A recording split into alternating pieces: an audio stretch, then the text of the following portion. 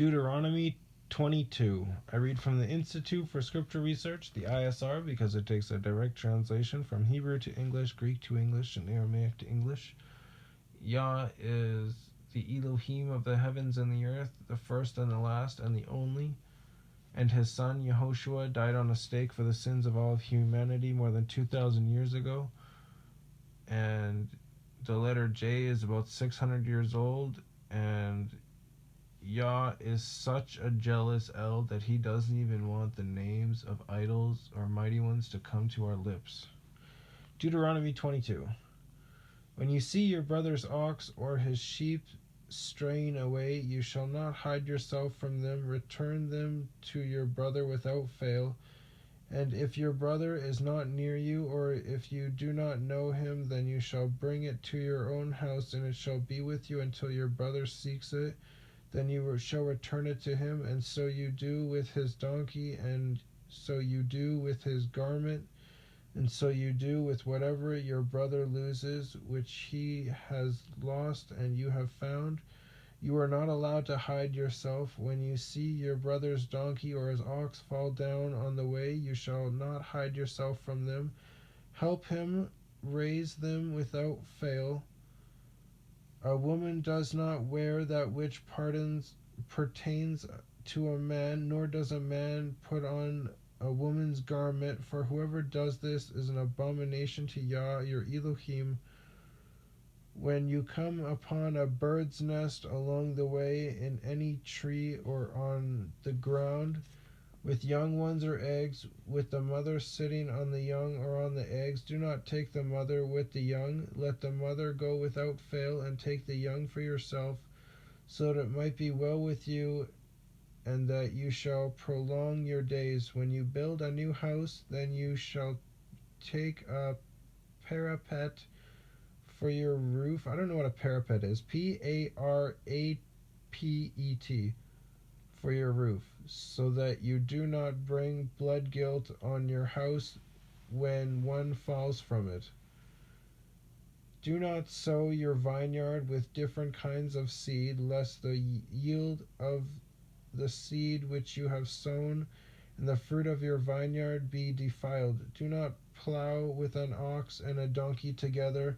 Do not put on a garment of different kinds of wool and linen together. Make tassels, tassels, on the four corners of the garment with which you cover yourself. When any man takes a wife and shall go into her and shall hate her and shall make abusive charges against her and bring an evil name on her and say, I took this woman, and when I came to her I did not find her a maiden, then the father and mother of the young woman shall take and bring out the proof of the girl's maidenhood to the elders of the city at the gate, and the girl's father shall say to the elders, I gave my daughter to this man as wife, and he hates her. I don't get why guys would do that. I mean, I understand that they do that. I just don't really understand why people do that. And I know a lot of guys do it, and I know a lot of girls do it.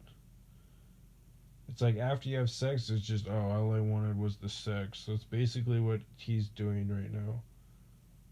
After he had sex with her, now he hates her. Because now he's stuck with her. And all he wanted was the sex.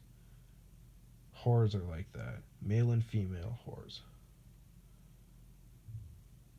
And see, he has made abusive charges against her, saying, I did not find your daughter a maiden, and yet these are the proofs of my daughter's maidenhood, and they shall spread the garment before the elders of the city, and the elders of that city shall take that man and punish him, and fine him 100 pieces of silver, and give them to the father of the young woman, because he has brought an evil name on a maiden of Israel, and she is to be his wife. He is not allowed to put her away all his days. But if the matter is true that the girl was not found a maiden, then they shall bring out the girl to the door of her father's house, and the men of the city shall stone her to death. if you know what, if he accuses her, then he not just a few dollars. I think he should be stoned too. Stoned to death. Stone her to death with stones, because she has done wickedness in Israel to whore in her father's house. Thus you shall purge the evil from your midst. When a man is found lying with a woman married to a husband, then both of them shall die. Oh, yeah, that's a good idea. Both the man that lay with the woman and the woman. Thus you shall purge the evil from Israel. When a girl who is a maiden is engaged to a husband, and a man finds her in the city and lies with her, has sex with her, then you shall bring them both out to the gate of this city, and shall stone them to death with stones.